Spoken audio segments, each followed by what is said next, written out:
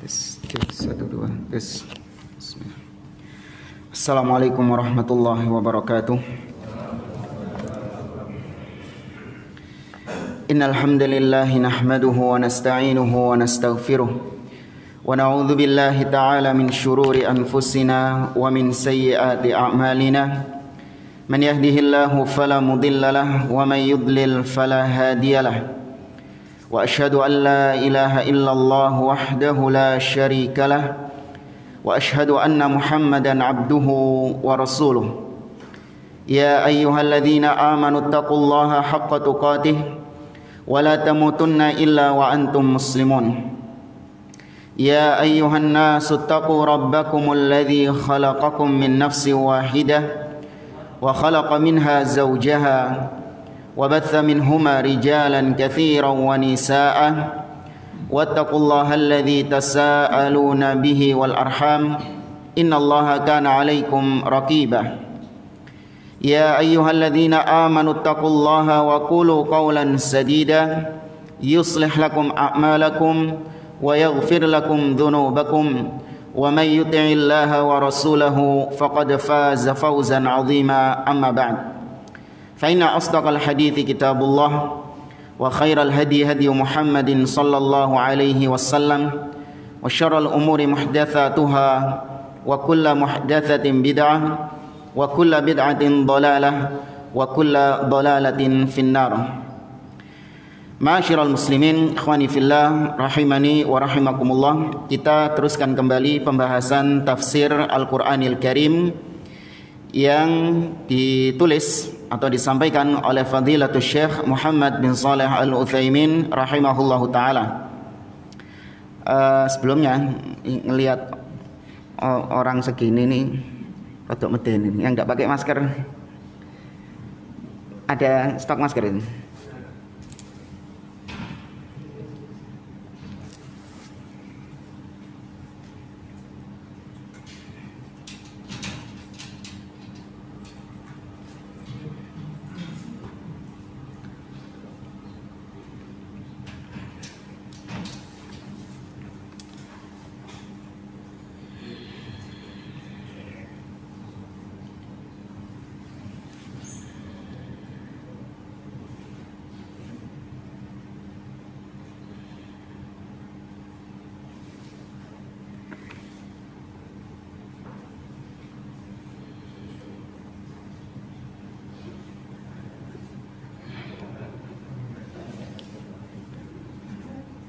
Kita mulai tafsir surah An-Naba. A'udzu billahi minasyaitonir rajim. Qala Allahu azza wa jalla Bismillahirrahmanirrahim. Amma yatasaalun. Ayat ini sebagaimana yang kita sampaikan atau surat ini sebagaimana yang kita sampaikan pada pertemuan sebelumnya, ini termasuk di antara surat Makkiyah. Ya, termasuk di antara surat Makkiyah. Dan pernah kita sampaikan perbedaan antara surat Makkiyah dan Madaniyah dulu awal-awal pembahasan usul fit tafsir. Masih ingat? Satu aja yang mewakili. Apa bedanya surah Makkiyah dengan Madaniyah? Satu aja mewakili. Iya Bang? Bukan perbedaan dari sisi tema pembahasan, bukan. Tapi perbedaan yang mencolok antara Makkiyah dan Madaniyah.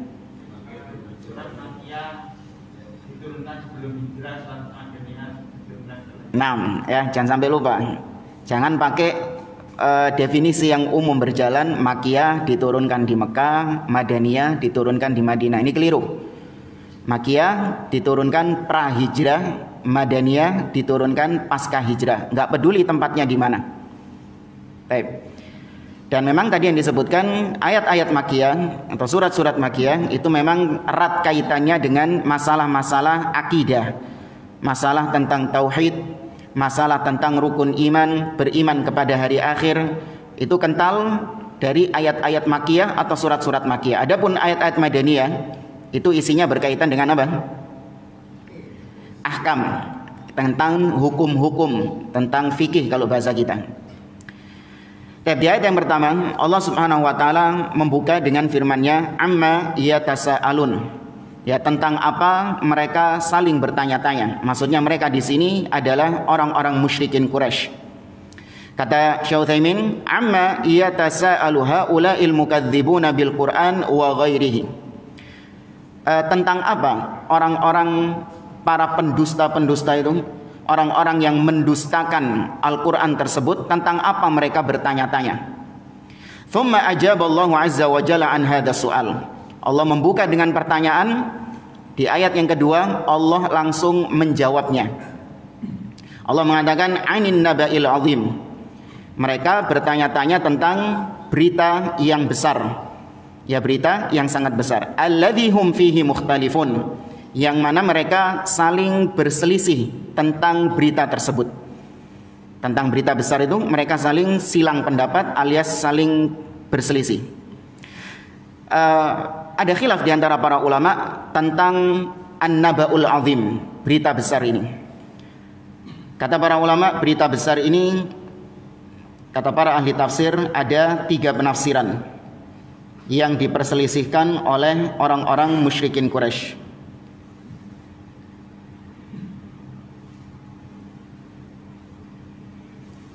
An-naba'ul azim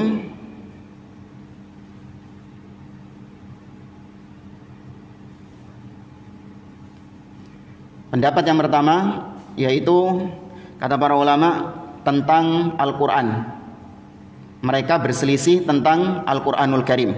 Orang-orang musyrikin ini mereka berselisih tentang Al-Quranul Karim, dan Al-Quranul Karim itu dianggap sebagai suatu hal yang besar bagi mereka, menghebohkan mereka. Karena Al-Quran berisi tentang sastra-sastra yang luar biasa, gaya-gaya bahasa yang mereka benar-benar yakin itu bukan ucapan manusia. Mereka berselisih tentangnya. Kemudian pendapat kedua mengatakan bahwa yang dimaksud dengan an-naba'ul azim yang diperselisihkan oleh orang-orang kafir Quraisy adalah al-ba'tsu, yaitu tentang hari kebangkitan, dibangkitkannya manusia dari alam kubur. Sedangkan yang ketiga yaitu tentang Nabi SAW, seorang yang mereka kenal nasabnya bagus, dari keturunan yang bagus, berakhlak bagus, jujur, amanah. Ya, tahu-tahu muncul mengaku sebagai seorang nabi utusan Allah Subhanahu wa taala, membawa agama baru yang tidak dikenal sama mereka, bahkan menyelisihi agama mereka. Tapi kalau kita mau gabungkan, ya bisa saja perbedaan ini digabungkan. Yang diperselisihkan sama orang-orang Quraisy adalah agama Islam secara keseluruhan. Tapi lebih fokus di sini pada urusan al-ba'tsu yang nomor 2, tentang keyakinan hari kiamat. Kata Syekh Utsaimin, wa hadzal naba' huwa ma jaa'a bihi an-nabiy sallallahu alaihi wasallam minal bayyinati wal huda. Berita besar ini adalah berita yang dibawa oleh Nabi Muhammad SAW. Nabi membawa petunjuk, Nabi membawa keterangan-keterangan wahyu dari Allah Subhanahu wa taala. Wala siyama ma jaa bihi minal akhbar 'anil yaumil akhir wal ba'thi wal jaza. Termasuk di antara yang dibawakan Nabi, disampaikan Nabi SAW kepada orang-orang Quraisy, yaitu tentang informasi adanya hari akhir. Nabi menginformasikan adanya hari akhir, adanya hari kebangkitan, adanya hari pembalasan. Wa qad ikhtalafa an-nasu fi hadzal naba'i alladhi jaa'a bihi an-nabiy sallallahu alaihi wasallam. Orang-orang Quraisy ketika itu berselisih tentang informasi yang disampaikan Nabi sallallahu alaihi wasallam. Faminhum man amana bihi wa minhum wa saddaqa wa minhum man kafara bihi wa kadzdzab. Di antara orang Quraisy ada yang beriman dengan Nabi SAW dan membenarkan informasi-informasi yang disampaikan Nabi, seperti ya para sahabat pada umumnya. Tapi sebagian orang-orang Quraisy mengingkari informasi yang disampaikan Nabi dan mendustakan informasi yang disampaikan Nabi tersebut. Wa minhum man syakka fihi wa taraddad. Ada juga golongan yang ketiga, yaitu orang yang ragu-ragu, orang Quraisy yang ragu-ragu, maju mundur dengan informasi yang disampaikan Nabi SAW. Fabayyanallahu anna haula'il ladzina kadzdzabu saya'lamuna ma kadzdzabu bihi ilmal yaqin. Kemudian di ayat selanjutnya Allah Subhanahu wa taala mengabarkan bahwa orang-orang Quraisy yang mereka mendustakan Nabi SAW, kelak mereka akan tahu, ya, kelak mereka akan mengetahui sendiri tentang apa yang mereka dustakan selama ini. Wa dzalika idza ra'au yaumal qiyamah. Orang-orang yang mendustakan hari kebangkitan, mereka akan tahu bahwa apa yang disampaikan Nabi itu benar. Kapan? Ketika benar-benar terjadi hari kiamat. Ini seperti yang Allah firmankan di dalam surat Al-A'raf ayat 53. Hal yanzuruna illa ta'wila. Yauma ya'ti ta'wiluhu yaqulul ladzina nasuhu min qablu qad ja'at rusulu rabbina bil haqq.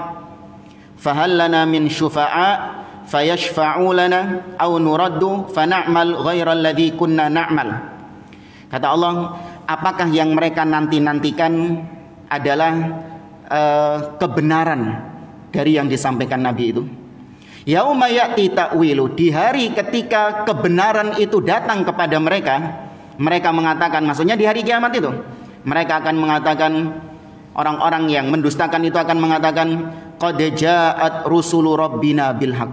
Biyen dulu telah datang utusan Rabb kami dengan membawa kebenaran. Fahal lana min syufa'a, apakah hari ini ada yang memberi pertolongan syafaat kepada kami? Fayashfa'u lana, kemudian dia memberikan pertolongannya kepada kami.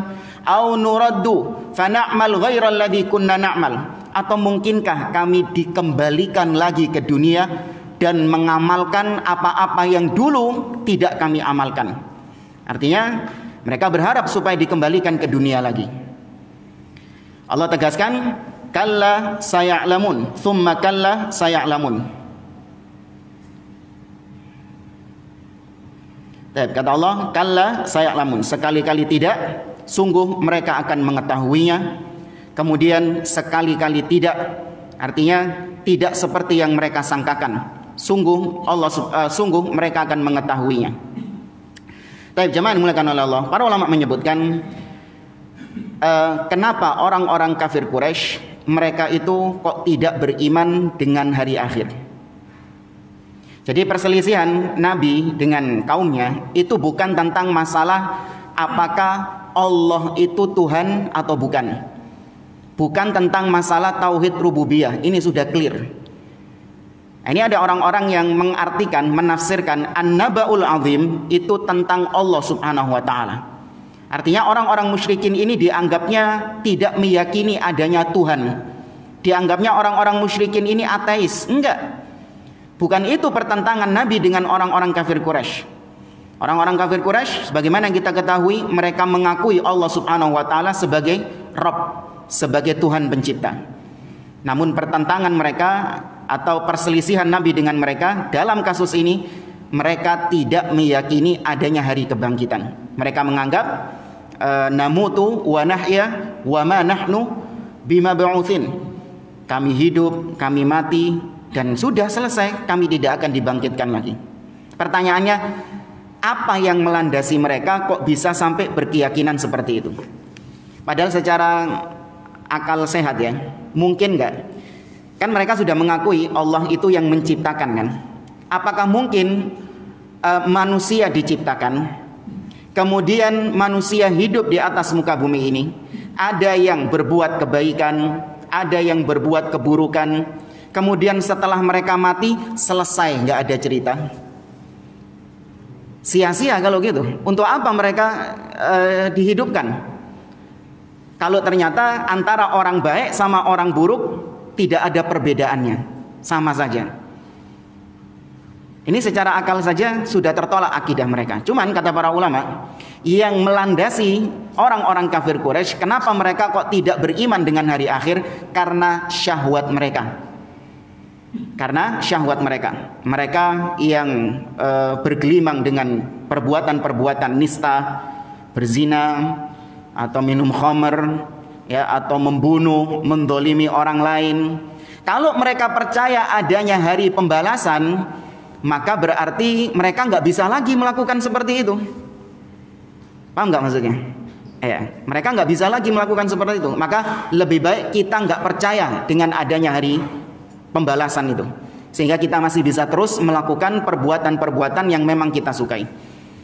Dan ya kawan, berapa banyak orang-orang yang memang membangun akidahnya karena syahwatnya tadi. Berapa banyak orang-orang yang nggak jadi masuk Islam gara-gara tahu di dalam Islam ini banyak larangan-larangan yang bertentangan dengan syahwatnya. Dan itu banyak kita dengar mu'alaf-mu'alaf, sering dengar mu'alaf-mu'alaf yang kita temui. Mereka itu ngaku, saya ini telat masuk Islam, saya ini sudah meyakini kebenaran Islam sejak zaman dulu, sudah lama saya. Cuman saya ketika masuk Islam, saya khawatir nanti kehidupan saya bakalan terkekang. Saya masih suka minum khamr, ya, yang perempuan juga masih suka buka-bukaan aurat. Mereka nggak bisa ketika masuk Islam terus itu semua dihapuskan begitu saja. Mereka belum siap. Ya, berapa banyak orang-orang yang meninggalkan kebenaran karena syahwatnya itu tadi. Dan ini yang dilakukan sama orang-orang musyrikin Quraisy. Wal jumlatu tsaniyah tauqidun lil ula min haitsul ma'na. Ini dari sisi bahasa ya. Kenapa diulangi? Kalla saya'lamun, diulangi lagi, tsumma kalla saya'lamun. Ini sebagai takkid, sebagai penekanan saja bahwa benar-benar mereka akan mengetahui hal tersebut, mengetahui hari kebangkitan itu dengan ilmal yakin. Kemudian lanjut ke ayat berikutnya, Allah subhanahu wa ta'ala kemudian menjelaskan tentang nikmat-nikmatnya kepada hamba-hambanya. Ini sudah entek paragrafnya tadi. Sekarang lanjut ke paragraf berikutnya, tema berikut. Seperti yang kemarin kita sampaikan, baca tafsir itu ada paragraf-paragrafnya. Tapi kita ganti paragraf. Paragraf berikutnya, Allah subhanahu wa ta'ala bayyanallahu ta'ala ni'amahu ala ibadi. Allah ayat berikutnya ini menjelaskan tentang nikmat-nikmatnya kepada hamba-hambanya. Liyuqarrira hadhihi ni'am, untuk supaya nikmat itu benar-benar dirasakan oleh manusia. Karena nanti nikmat-nikmat yang disebutkan mungkin bagi sebagian kita biasa wae. Kayak gitu kok dibilang nikmat. Allah jadikan siang, malam, itu kita anggap biasa, bukan nikmat. Tapi ketika Allah subhanahu wa ta'ala menjelaskan bahwa itu nikmat, kemudian nanti ditafsirkan oleh para ulama bagaimana bentuk nikmatnya, kita baru bersyukur bahwa itu nikmat yang besar. Fayalzamuhum syukruha. Allah subhanahu wa ta'ala menjelaskan nikmat-nikmat supaya hamba-hamba tersebut bersyukur kepada Allah azza wa jalla. Allah mengatakan, alam naj'alil arda mihada. Bukankah kami menjadikan bumi ini mihada? Mihada itu dari segi bahasa Arab, mahdan artinya kasur bayi. Dalam bahasa Arab mahdan artinya tempat tidurnya bayi. Tempat tidurnya bayi ini kan sudah siap. Paham nggak maksudnya? Tempat tidurnya bayi ini kan sudah siap. Bantalnya siap, ya, kasurnya siap, hamparan, empuk, ya, lengkap dengan fasilitasnya. Kasurnya bayi kayak gitu. Allah jadikan bumi ini hamparan. Sebelum kita bahas tentang ayat ini, pernah kita jelaskan kenapa Allah subhanahu wa ta'ala kok menggunakan dhamir nahnu. Pernah kalau nggak salah dijelaskan, kenapa Allah kok menggunakan kata-kata kami. Ada yang masih ingat? Hah? Ya, yang pertama alasannya untuk memuliakan, litta'zim, untuk mengagungkan. Alasan yang kedua, ya, karena ketika Allah subhanahu wa ta'ala menjelaskan tentang perbuatan, suatu perbuatan, ketika Allah menggunakan kata-kata kami, maka itu bisa jadi perbuatan tersebut memang Allah subhanahu wa ta'ala yang melakukannya sendiri. Tapi untuk mewujudkan perbuatan itu, Allah seringkali menggait atau melibatkan makhluk-makhluknya yang lain seperti para malaikat atau yang lainnya, sehingga disebut kami. Contoh misalnya dalam surah Al-Hijr ayat 9 kalau nggak salah, Allah mengatakan inna nahnu nazzalna dzikra wa inna lahu lahafizun. Sesungguhnya kami yang menurunkan Al-Quran dan kami yang menjaga Al-Quran itu. Kita tahu yang menurunkan Al-Quran cuma Allah subhanahu wa ta'ala, bukan Jibril, karena Al-Quran kalamullah. Tapi kenapa kok Allah menggunakan kata-kata kami? Karena dalam proses penurunan Al-Quran itu dari Allah kepada para nabi dan rasul, Allah melibatkan siapa? Jibril alaihissalam. Kemudian wa nahnu lahu lahafizun, dan kami yang menjaga Al-Quran itu. Allah sendiri yang menjaga Al-Quran, tapi untuk mewujudkan penjagaan Al-Quran, Allah azza wa jalla melibatkan sebagian makhluk-makhluknya. Di antaranya Allah jadikan banyak di antara hamba-hambanya yang menjadi penghafal-penghafal Al-Quran. Dengan adanya penghafal-penghafal Al-Quran, para hufaz itu kan juga tujuannya untuk menjaga eksistensi Al-Quran dari penyimpangan. Allah munculkan para ulama-ulama untuk menjaga keotentikan tafsir Al-Quran itu. Nah, itu Allah libatkan sebagian makhluknya. Makanya Allah gunakan kata-kata kami. Tapi kalau itu berkaitan dengan urusan sembah menyembah, atau berkaitan dengan perbuatan yang memang Allah murni yang melakukannya, tidak ada sangkut paut dengan makhluk yang lain, maka Allah pasti menggunakan ana, aku. Nggak pernah Allah menggunakan kami. Seperti surah Adz-Dzariyat ayat 56, wa ma khalaqtul jinna wal insa illa liya'budun. Dan tidaklah aku ciptakan jin dan manusia kecuali untuk menyembahku. Urusan sembah menyembah. Demikian juga dalam surah Thaha, Allah berkata kepada Nabi Musa alaihissalam, inni ana rabbuka fakhla'na 'alaika innaka bil wadil muqaddasi tuwa. Wahai Musa, sesungguhnya aku adalah Rabbmu, maka lepaskan kedua sandalmu karena engkau sedang berada di lembah tua.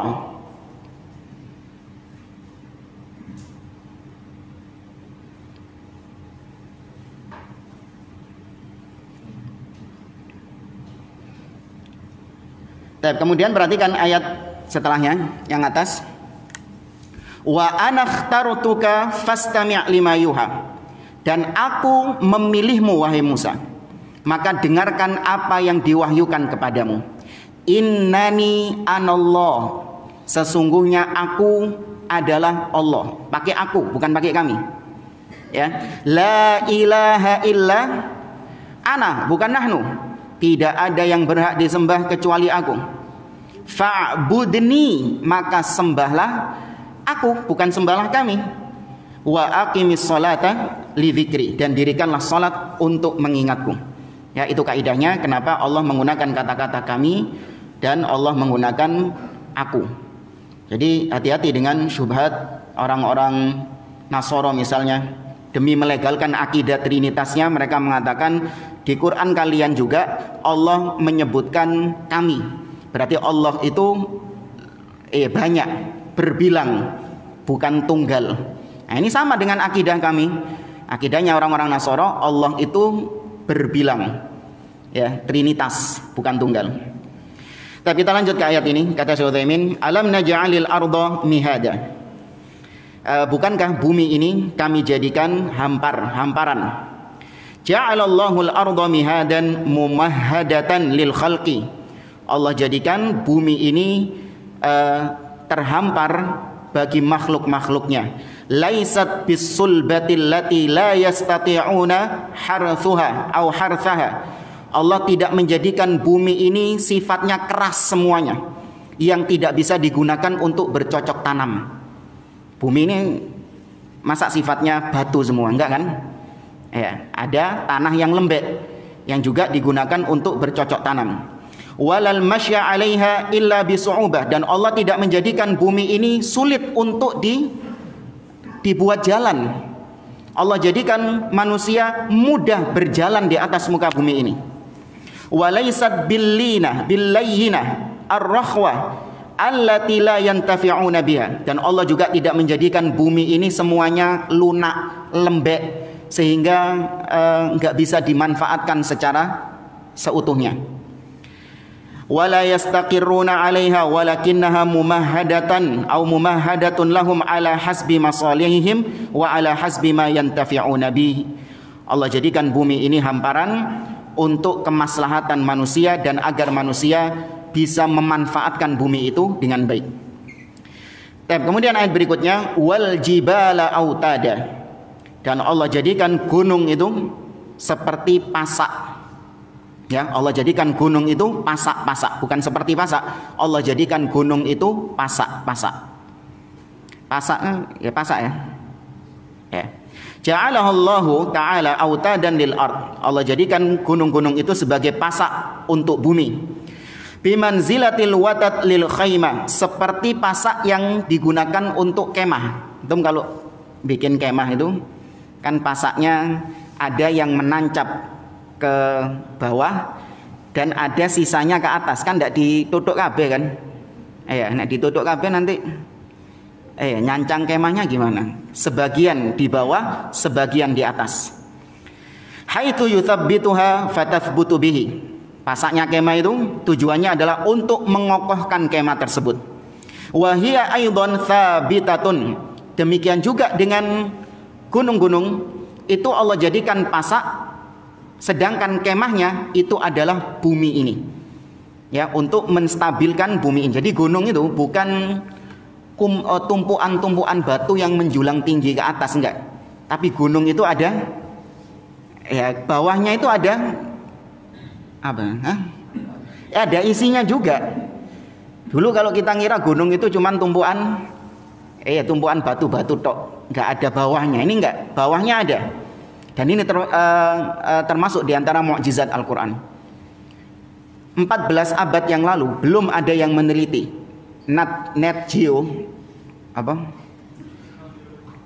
National Geographic yang biasa meneliti alam-alam itu belum meneliti, bahkan belum ada mereka belum meneliti kalau gunung itu bawahnya itu juga menjulang ke bawah.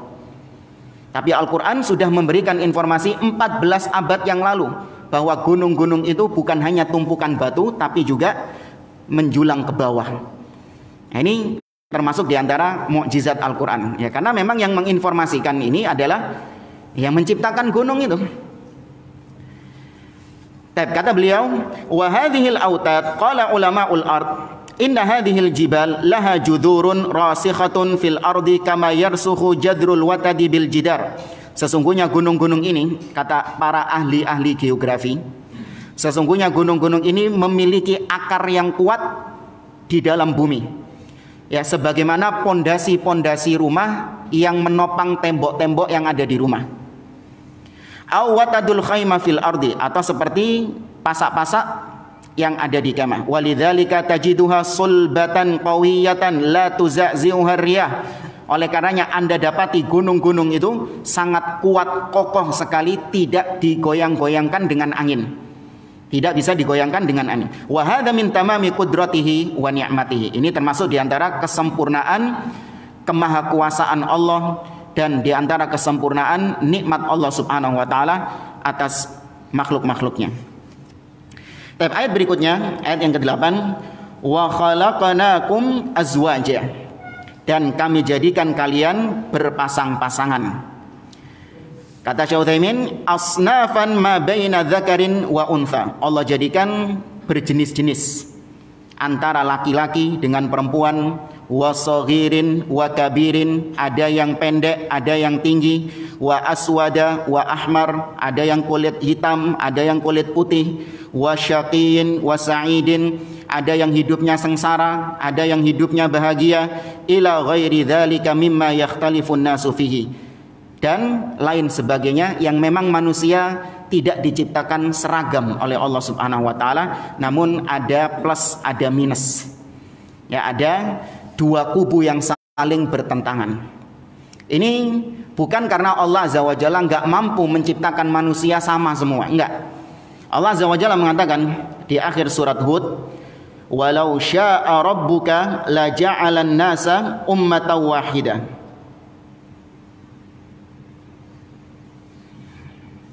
Surat Hud ini. Ya, yang atas itu. Walau syaa rabbuka, andai kata Rabbmu berkehendak, la ja'alan nasa ummatan wahidah. Allah mampu menjadikan manusia umat yang satu, modelnya sama semua, mukmin semua, nggak ada orang kafir, ahlus sunnah semua, nggak ada ahli bid'ah, orang yang taat semua, soleh semua, nggak ada ahli maksiat. Allah mampu. Tapi wala yazaluna mukhtalifin. Allah menginginkan mereka itu berbeda-beda dan senantiasa manusia berbeda-beda satu dengan yang lain. Ada banyak hikmah kenapa Allah jadikan manusia berpasang-pasangan dengan berbeda-beda seperti itu. Kata para ulama, untuk menyeimbangkan alam semesta ini. Ya, untuk menyeimbangkan alam semesta ini. Harus ada dua kubu yang saling bertabrakan satu dengan yang lain. Allah katakan dalam surah Al-Baqarah, walau sya'a rabbuka, bukan. Apa? Di akhir juz yang pertama. Akhir juz yang kedua.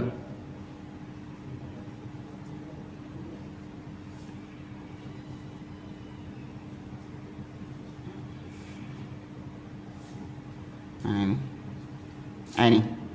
Walaula daf'ullahi an-nasa ba'dahum bi ba'din la fasadatil ard. Andai kata Allah tidak membenturkan sebagian manusia dengan sebagian yang lain, adanya dua kubu yang berbenturan, andai kata nggak ditabrakkan sama Allah Subhanahu wa taala, justru muka bumi ini akan rusak, kata Allah Subhanahu wa taala. Ini nggak seperti pemikiran orang-orang ya. Kita ini pemikirannya mikro, sempit.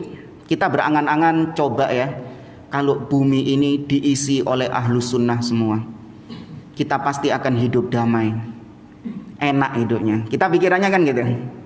Enak nggak kalau bumi ini isinya ahlus sunnah semua? Enak ya? Tapi kita nggak bisa melihat dari segi makronya. Kita hanya berpikiran sempit. Coba kita pandang dari segi yang luas, sudut yang luas. Kalau tidak ada ahli bid'ah, maka tidak ada ahlus sunnah juga. Tidak terbedakan antara tidak ada muncul istilah ahlus sunnah. Karena istilah ahlus sunnah muncul disebabkan karena adanya ahlul bid'ah. Kalau tidak ada ahlul bid'ah, tidak ada para ulama-ulama yang membuat kitab berjilid-jilid untuk membantah ahlul bid'ah.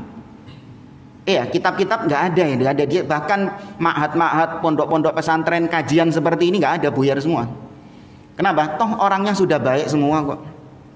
Ustadznya nggak ada. Iya kan? Iya. Tidak ada kitab-kitab para ulama, tidak ada ulama yang membantah ahlul bid'ah, tidak terbuka peluang jihad fisabilillah membantah orang-orang yang menyimpang. Tidak ada ujian bagi manusia. Dengan adanya ahlul bid'ah, di situ ada ujian. Siapa yang survive dan siapa yang KO. Siapa yang kalah dengan ujian itu. Karena seorang imannya itu baru tahu ketika ada ujian. Kalau dalam kondisi tidak ada ujian, orang tidak diketahui kadar keimanannya ini seperti baja atau seperti kerupuk melempem, nggak tahu.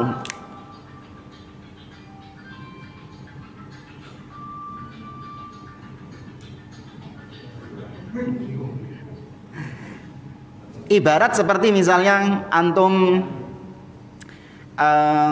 habis renovasi rumah, habis bikin rumah antum bocor, akhirnya gentengnya dibongkar, wis direnovasi kabeh. Selesai itu antum bilang apik garapane tukang ya.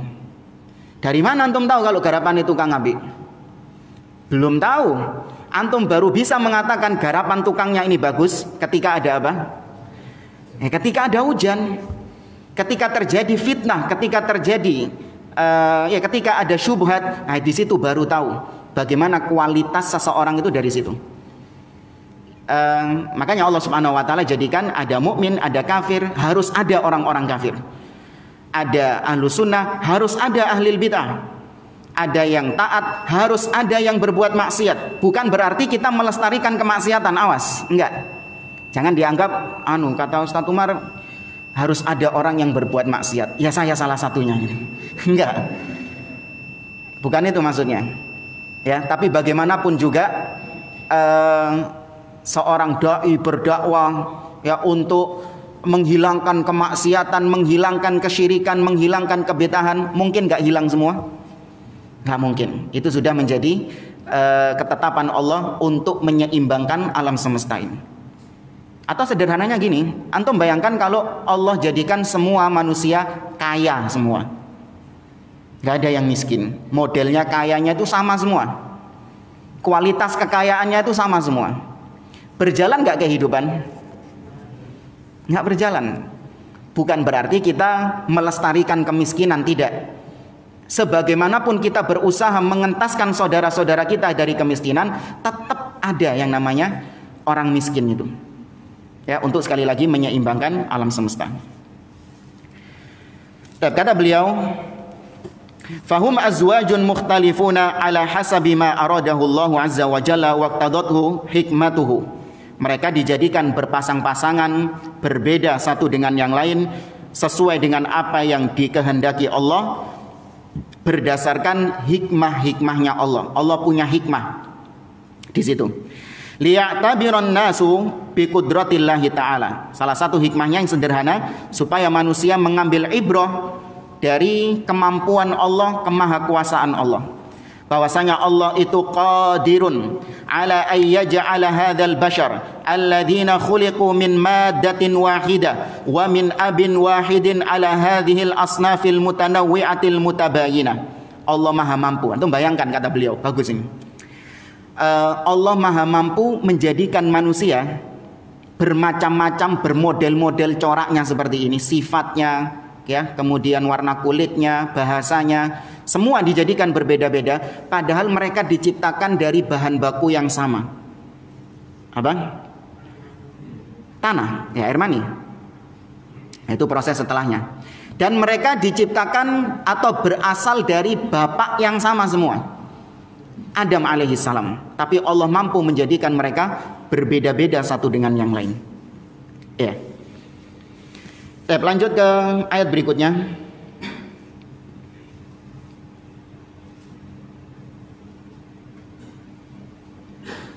Wa khalaqnakum azwaja wa ja'alna naumakum subata. Dan kami jadikan tidur kalian, ya, kami jadikan tidur kalian subata, untuk melepaskan lelah.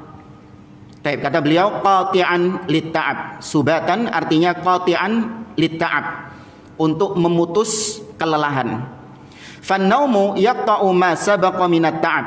Maka tidur itu bisa memutuskan kelelahan, keletihan sebelumnya. Wa satajiddu bihil insanu nasyatan lil mustaqbal. Dan orang yang tidur itu akan memperbaharui semangatnya, ya, akan memperbaharui semangatnya di waktu yang berikutnya. Walidzalika tajidur rajul idza ta'iba thumma nama istaraha tajaddada nasyatuh. Oleh karenanya Anda akan mendapati bahkan diri Anda sendiri apabila capek kemudian tidur istirahat, maka bangun tidur ya, energinya kembali, semangatnya kembali. Wa hadza minan ni'mah. Dan ini termasuk nikmat dari Allah Subhanahu wa taala. Ya, itu nikmat dari Allah. Orang bisa tidur, kemudian tidurnya itu benar-benar berkualitas, bukan cuma sekedar tidur, tapi tidurnya itu berkualitas. Itu nikmat dari Allah Subhanahu wa taala.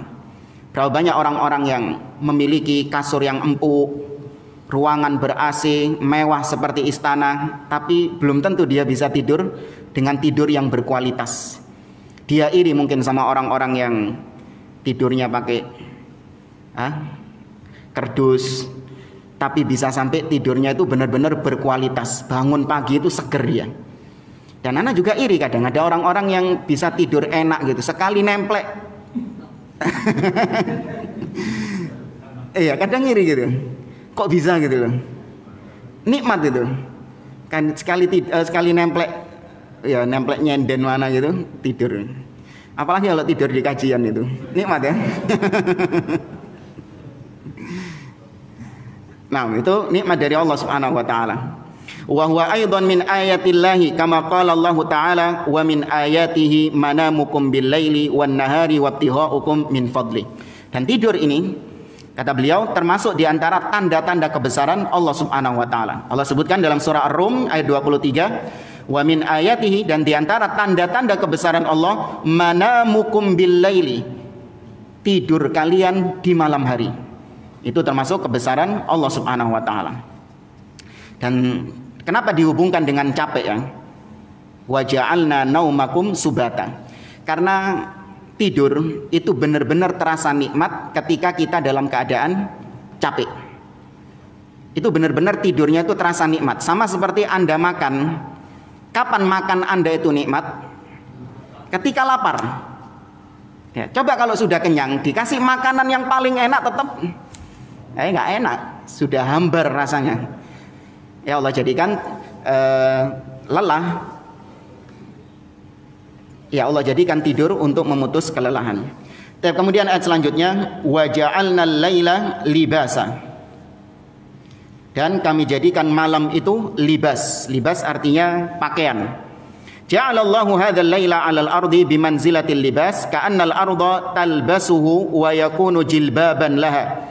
Allah jadikan malam itu seperti pakaian yang menutupi bumi. Seakan-akan bumi itu dijilbabi sama malam itu. Wa hadza la ya'rifuhu tamamal ma'rifah illa man sa'ida fawqa dhillil ard wa qad ra'ayna dzalika minal ayatil 'ajibah idza sa'idta fit ta'irah wartafa'ta wa qad ghabat asy-syamsu an sathil ardi thumma tabayyanat laka asy-syamsu ba'da an tartafi'a tajidul arda ka'annama kusiyat bilibasi aswad.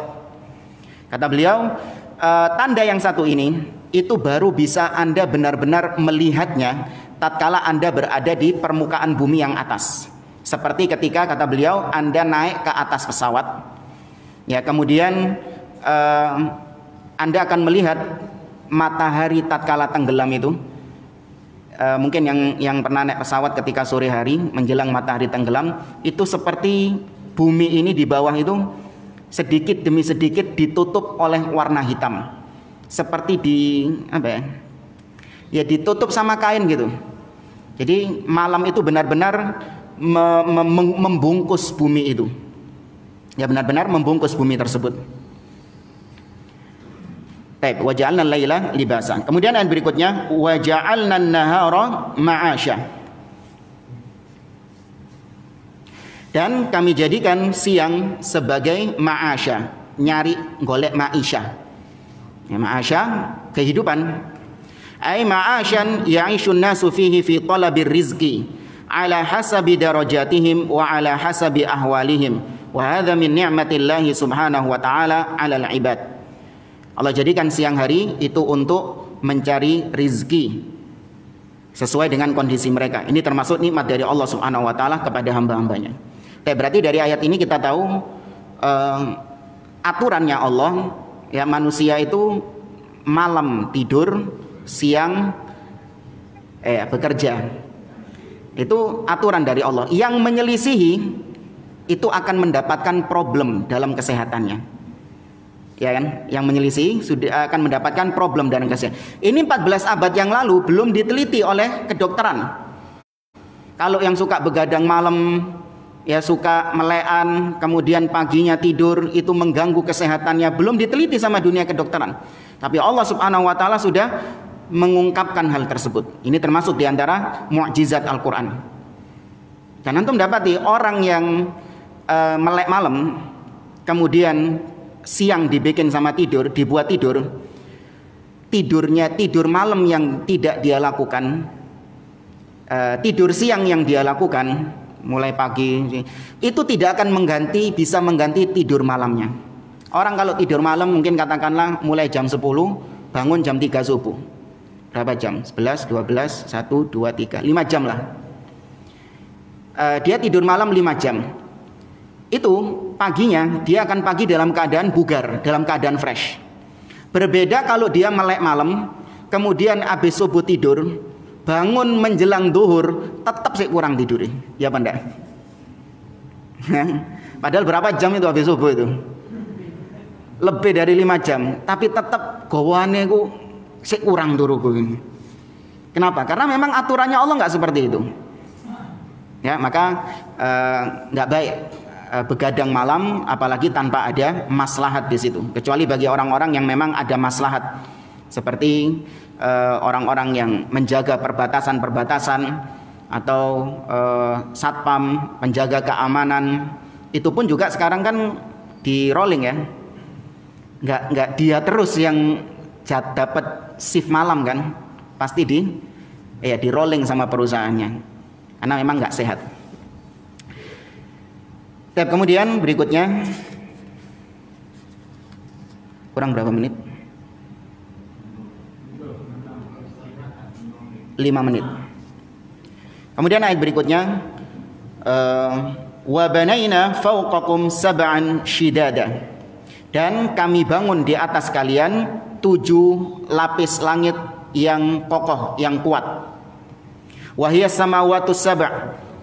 Yang dimaksud dengan 7 di sini adalah 7 lapis langit. Allah sifati dengan syidad, ya, li'annaha qawiyah, karena langit-langit tersebut dibangun dengan sangat kuatnya. Allah mengatakan dalam surah Adz-Dzariyat, was-samaa'a banainaha bi'aidin wa inna lamusi'un.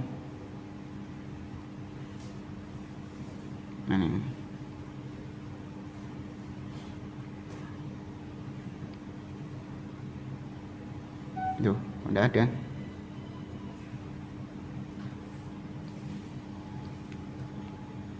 Kita perhatikan surat Adz-Dzariyat. Was-samaa'a banainaha, dan langit-langit kami bangun bi'aidin, dengan kekuasaan kami. Kenapa kok nggak dikatakan dengan tangan kami?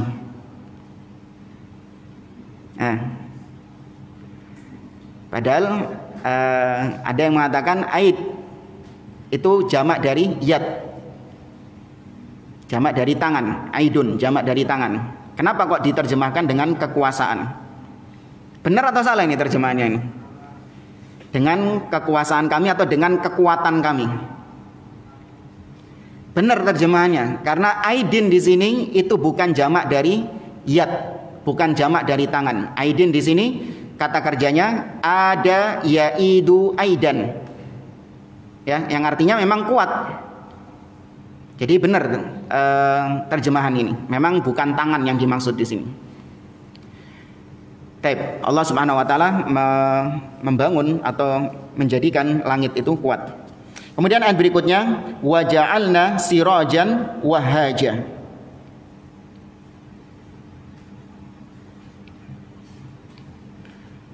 Wa ja'alna sirajan wahaja, dan kami jadikan siraj, yang dimaksud siraj adalah asyams, yaitu matahari.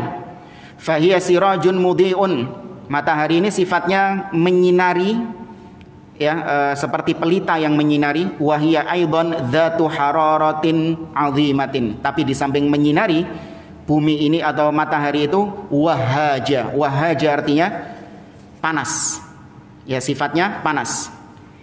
Wa hararatuha fi ayyamis shayfi hararatun syadidatun ma'a bu'diha sahiqi 'anil ard. Dan ketika musim panas, matahari ini benar-benar sangat panas, menyengat sekali, padahal jaraknya dengan bumi itu sangat jauh. Ada yang tahu berapa kilo? Lupa nah berapa kilo. 3 kilo. Cedek 3 juta kilo. Iya, pokoknya jutaan kalau nggak salah. Dan para ahli-ahli geografi mereka mengatakan matahari ini jaraknya dengan bumi itu benar-benar jarak yang pas. Ketika didekatkan sedikit saja bumi akan terbakar, dan ketika dijauhkan sedikit saja, digeser sedikit saja, bumi akan mati kedinginan. Ini masa gitu terjadi dengan tiba-tiba, nggak ada yang ngatur sampai bisa pas seperti itu. Pasti ada yang mengaturnya. Fama dhannuka bima yaqrubu minha, ini bumi saja yang jauh seperti itu, panasnya luar biasa. Bagaimana jadinya kalau bumi tersebut didekatkan, matahari itu didekatkan? Thumma innaha takunu fi ayyamil harri fi syiddati harriha min fihi jahannam. Dan perlu diketahui, ketika hari yang panas menyengat sekali itu berasal dari uapnya neraka jahanam. Ya, ketika hari yang panas sekali itu kata Nabi SAW berasal dari uapnya neraka jahanam. Nabi bersabda, hadits ini sahih diriwayatkan oleh Imam Bukhari. Nabi mengatakan, idza shtaddal harru fa abridu bis salati fa inna shiddatal harri min fayhi jahannam.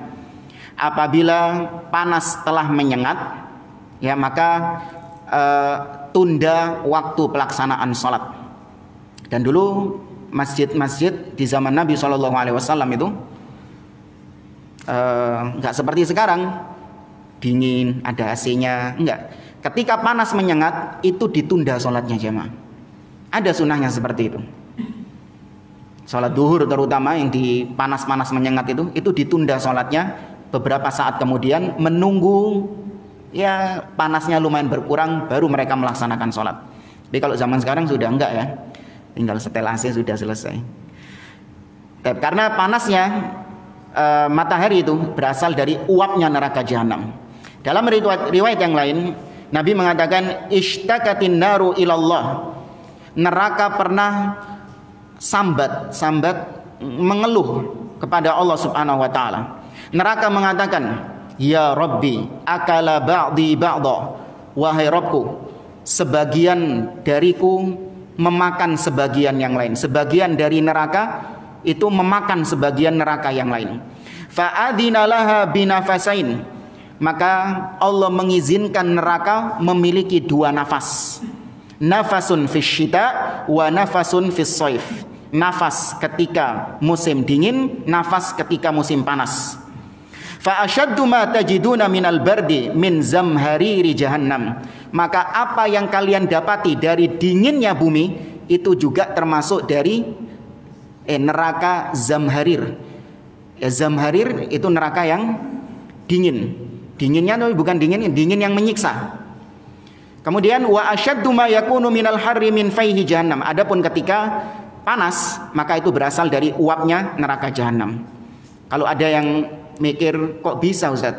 Neraka itu bercampur antara dingin dan panas. Orang-orang mengatakan nggak mungkin bercampur antara dingin yang panas. Ya Allah Maha Kuasa atas segala sesuatu mungkin. Di bumi saja ada yang bercampur antara dingin dan panas dalam satu tempat. Apa itu? AC. Kulkas dibuka dingin, burine panas. Ya, belakangnya panas. Itu satu tempat loh, dempetan loh itu. Antara panas dan dingin dempetan, cuman bisa dinding dok.